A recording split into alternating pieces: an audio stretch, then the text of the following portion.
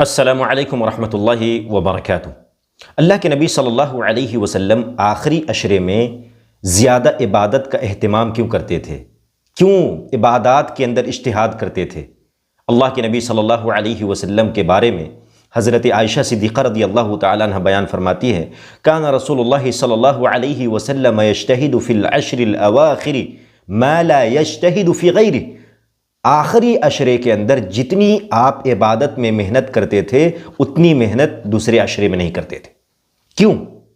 اس کا جواب یہ ہے کہ اللہ کے نبی صلی اللہ علیہ وسلم لیلۃ القدر کی تلاش میں، لیلۃ القدر کی جستجو میں راتوں کو زندہ کرتے تھے، اور راتوں کو زندہ کر کے عبادت کرتے تھے تاکہ لیلۃ القدر کو پا سکے۔ اس وجہ سے اللہ کے نبی صلی اللہ علیہ وسلم کا اجتہاد، اللہ کے نبی صلی اللہ علیہ وسلم کی محنت عبادت کے اندر زیادہ ہو جاتی تھی۔